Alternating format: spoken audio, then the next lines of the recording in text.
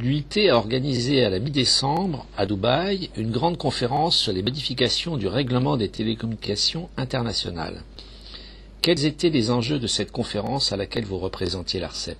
Avant de parler des enjeux, il faudrait essayer de comprendre ce qu'était le règlement international des télécommunications dont l'objet de la réunion de Dubaï était la révision. Alors d'abord, il faut dire que c'est un traité international, c'est-à-dire c'est quelque chose qui est assez fort sur le plan juridique, dans la mesure où les États qui signent puis qui ratifient un tel traité sont fortement engagés par ce texte.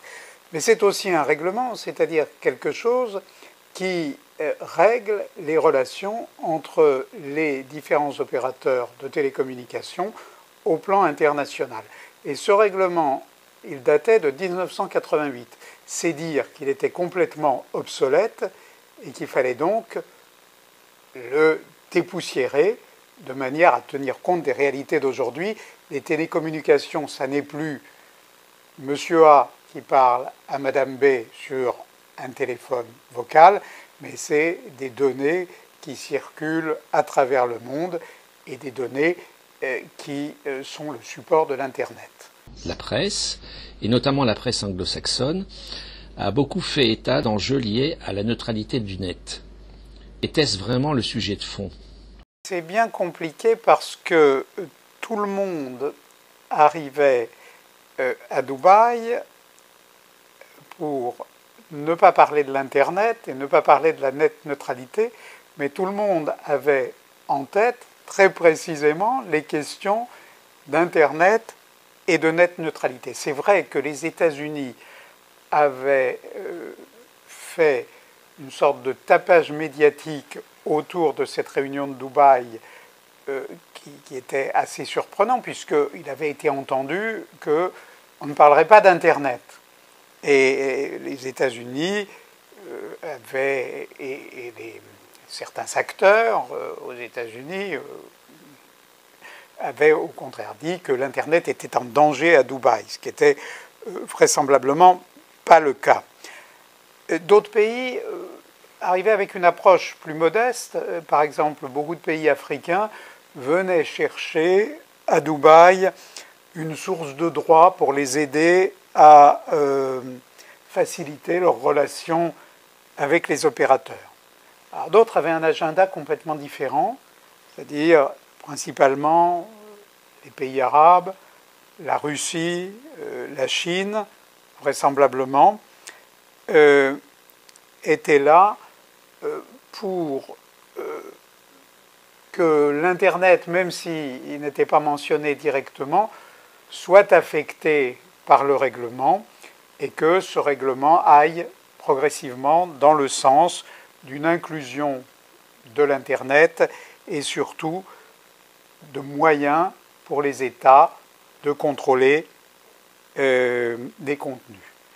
Et enfin, la France était, et l'Europe plus généralement, dans une position de compromis. Le ministère des Affaires étrangères, puisqu'il s'agit d'un traité, était le pilote. C'est une question qui relève du gouvernement, et je précise naturellement que ce n'est pas une question qui relève de l'ARCEP. L'ARCEP était incluse dans la délégation française, mais n'était pas en la matière décisionnaire, puisqu'il ne s'agit pas de questions de régulation des télécommunications au plan national.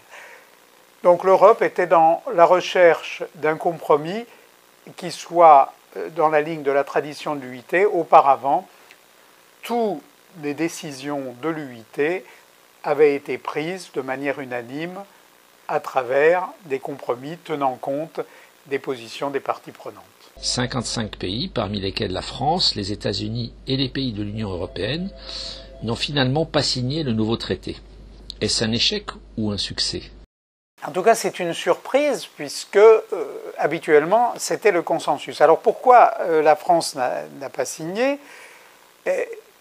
Les débats sont arrivés à des positions extrêmement subtiles et c'est un petit peu comme les le fléau de la balance, le fléau pouvait pencher d'un côté ou pencher de l'autre côté. Et il y a eu un élément qui a fait pencher le fléau du mauvais côté pour les Européens et pour d'autres également, et qui était la question du droit des États à avoir un accès télécommunications.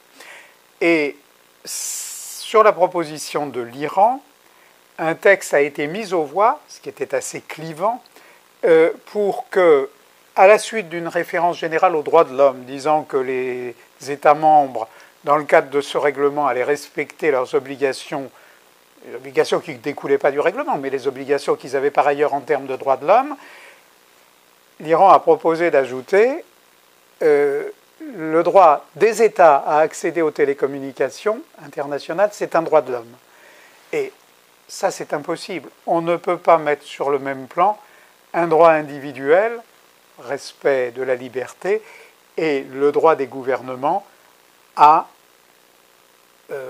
accéder aux télécoms et donc à l'Internet. Donc c'est sur ce vote que s'est produit la séparation entre ceux qui ont refusé de signer le traité, et dont la France, et ceux qui ont poursuivi. Et en fait, il ne faut pas s'y tromper. Je crois que le responsable de la délégation française représentant le gouvernement a bien fait. Dans le journal local de Dubaï, le lendemain, qu'est-ce qu'on lisait? Governments to have a bigger role in dealing with online content. Donc la conclusion pour ceux qui ont signé, c'est que les États auraient un rôle accru sur le contenu en ligne. Les arrière-pensées des uns et des autres se sont révélées, et cet équilibre très subtil où à un moment donné, le fléau a penché du mauvais côté, eh bien, a fait que beaucoup d'États, 55 pour l'instant, ne sont pas signataires et vraisemblablement ne ratifieront pas ce nouveau traité.